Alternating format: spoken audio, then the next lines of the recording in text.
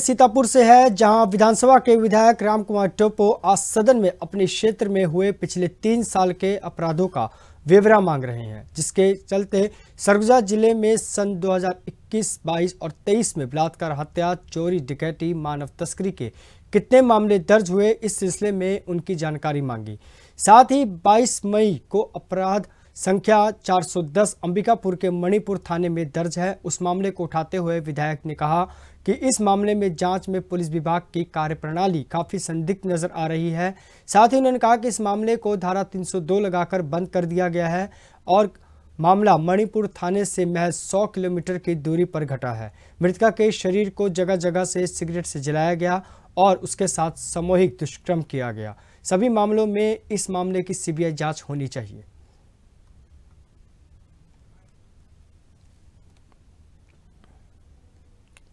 मंत्री गृह विभाग से है और वो उपस्थित नहीं है, तो मैं जानना चाहूंगा कि इसका उत्तर कौन देंगे? अध्यक्ष महोदय, मैं दूंगा।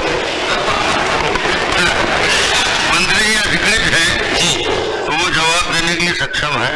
आप माननीय अध्यक्ष महोदय, मैं जानकारी मांगी थी कि सरगुजा जिले में पिछले 3 वर्ष 2021, 22 और 23 में बलात्कार, हत्या, चोरी, डकैती और मानव तस्करी जैसे कितने मामले दर्ज हुए हैं, जिसमें मैं केवल स्पेसिफिक प्रश्न करना चाहूंगा कि 2022 में मणिपुर थाना क्षेत्र में हत्या के कितने मामले प्रकरण दर्ज हैं? माननीय अध्यक्ष महोदय। माननीय अध्यक्ष महोदय, माननीय सदस्य ने सरगुजा जिला में पिछले 3 सालों का विभिन्न अपराधों के बारे में इन्होंने जानकारी चाही थी। जानकारी उपलब्ध करा दी गई है और स्पेसिफिक रूप से उन्होंने मणिपुर थाने के अपराध के बारे में उन्होंने पूछा है। चूंकि एक अपराध की जानकारी यहाँ ला पाना संभव नहीं है, परंतु किसी स्पेसिफिक उस घटना के बारे में आपकी कोई जिज्ञासा है तो बताइए। कितने अपराध दर्ज हुए, ऐसा प्रश्न है इनका। सिर्फ संख्या बता सकते हैं तो अच्छा होगा जी। हाँ, वही पूछे, संख्या बता सकते हैं, अच्छी बात है। इन्होंने जिलावार पूछा था माननीय अध्यक्ष महोदय, पूरे थानावार मणिपुर की जानकारी आप बाद में उपलब्ध करा देंगे, विधायक को उपलब्ध करा देंगे। यदि उपलब्ध नहीं है तो कोई बात नहीं। और प्रश्न करिए। जी जी माननीय अध्यक्ष महोदय। अभी नहीं, माननीय अध्यक्ष महोदय, प्रश्नकर्ता के प्रश्न आए। ये सवाल पूछने का उद्देश्य एक बहुत ही महत्वपूर्ण प्रश्न की ओर है, जो कि मैं इसको सदन के सामने रखना चाहूंगा। ये मणिपुर थाना क्षेत्र का एक FIR हुआ है, जिसमें FIR संख्या 0410 22/5/2022 को ये दर्ज हुआ था अध्यक्ष महोदय। इसमें एक नाबालिग महिला का हत्या करके नग्न अवस्था में सिर्फ थाना से 100 मीटर दूर पर मार के फेंक दिया जाता है। मीडिया और वहां उपस्थित लोग ये सारे उस मौके हालात को, वारदात को देखते हैं। लड़की का शरीर को सिगरेट से जला गया था अध्यक्ष महोदय, जगह जगह पे, और मीडिया तक ये चीख कर कहती है कि ये सामूहिक बलात्कार जैसी घटना है। लेकिन अध्यक्ष महोदय, ये पंचनामा रिपोर्ट कैसे है, जो पुलिस द्वारा बड़े अधिकारियों की उपस्थिति में किया गया है, ये पंचनामा रिपोर्ट कैसे है जिसमें वो तमाम चीजों को छुपाया गया है?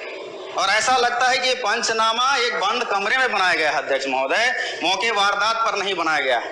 इसके भर भर के सबूत छोड़े गए हैं अध्यक्ष महोदय। एक ऐसा पंचनामा है जिसमें एक दिशा, उस मृत शरीर के दिशा तक को ठीक से नहीं दर्शाया गया है। कहता है कि उस मृत शरीर का सिर उत्तर दिशा में है और पैर, कहता है उत्तर दिशा में है तो पैर दक्षिण दिशा में होना चाहिए, जो कि फोटो के वास्तविक स्थिति के अनुसार से।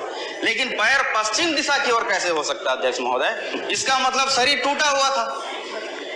इस तरीके से तमाम चीजें जो दर्शित हैं इस कागजात में, संदिग्ध दर्शाती हैं। तो इस पे क्या कहेंगे अध्यक्ष? सिर एक दिशा में है और पैर एकदम उल्टी दिशा में कैसे जाएगा?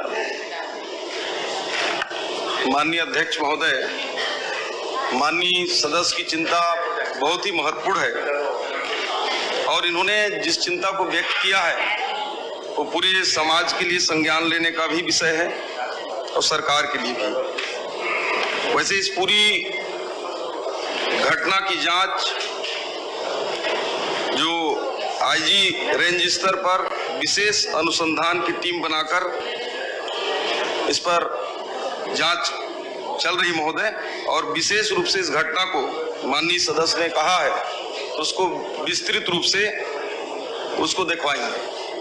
माननीय अध्यक्ष महोदय, आज इस घटना को 2022 की है और ये 2 साल होने को है, तो एक ऐसा जांच है कि 302 धारा लगाकर इस मामले को बंद किया गया है, जबकि सारे सबूत और बयान बलात्कार की तरफ इशारा करते हैं अध्यक्ष महोदय। और इसमें बड़ी बात यह है कि मृत शरीर को 11-11:30 बजे पुलिस को पता चलता है और 2 बजे दोपहर में उस परिवार का पता चल जाता है कि ये किस संबंधित परिवार का है, लेकिन फिर भी अज्ञात नामों से शव परीक्षण के लिए भेजा जाता है और 3 बजे तक वो परिवार वहां उपस्थित हो जाते हैं। लेकिन उपस्थित होने पर उन्हें थाना द्वारा ये जवाब दिया जाता है कि शव को फ्रीज में रखवाया गया है, कानूनी प्रक्रिया पूरे किए जाए उसके बाद शव परीक्षण होगा।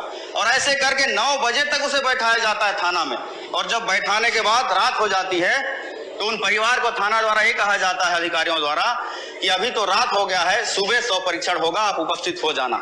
लेकिन इसमें पोस्टमार्टम रिपोर्ट में जो समय दर्शाया गया है अध्यक्ष महोदय, दोपहर के 3:10 में शव परीक्षण शुरू हो गया था। तो ऐसे क्या मजबूरी थी कि उन परिवार को झूठ बोला गया अध्यक्ष महोदय? मैं ये जानना चाहूंगा। ये विषय बहुत बड़ी जांच का विषय अध्यक्ष महोदय, इसमें बड़े संरक्षण से इस केस को दबाया गया है और ये बहुत बड़े जांच का विषय है। इसलिए मैं मांग करता हूं अध्यक्ष महोदय कि इसकी सीबीआई जांच कराई जाए। माननीय अध्यक्ष महोदय, ये घटना निश्चित रूप से मेरे व्यक्तिगत के लिए भी और पूरे प्रदेश के लिए भी काकरो कुकरी चोर हो जाए तो बोल सी भाई जांच करो। एक समाज को संदेश देने की एक घटना है। इस घटना की निश्चित रूप से जांच होना चाहिए और मैं सदन में घोषणा करता हूं कि इसको आईजी रेंज के बड़े अधिकारियों का दल बनाकर फिर से जांच कराई जाए। माननीय अध्यक्ष महोदय, उसको बख्शा नहीं जाएगा। माननीय अध्यक्ष महोदय, विपक्ष के सदस्य ने एक लड़की की हत्या को कुकरी से तुलना करने की कोशिश की है। मैं इसका घोर आपत्ति करता हूं अध्यक्ष महोदय, और ये केवल और केवल एक आईजी रैंक के अधिकारी का जांच का विषय नहीं है अध्यक्ष महोदय। अगर होता तो आज तक ये दूध का दूध और पानी का पानी हो जाता अध्यक्ष महोदय। ये केवल हत्या का मामला नहीं है अध्यक्ष महोदय, ये बहुत बड़ा एक चैनल है जिसमें 6 दर की लड़कियों को काम करने के बहाने ले जाया जाता है और किसी दूसरे दिशा में धकेला जाता है। इसलिए मैं इसको स्पेसिफिक जांच की मांग करता हूं अध्यक्ष महोदय, क्योंकि इस गंभीरता से देखा जाए इस विषय को अध्यक्ष महोदय। माननीय अध्यक्ष महोदय, ये भारतीय जनता पार्टी की डबल इंजन की सरकार है, माननीय विष्णुदेव साय जी की सरकार है। इसमें निष्पक्ष जांच होगा और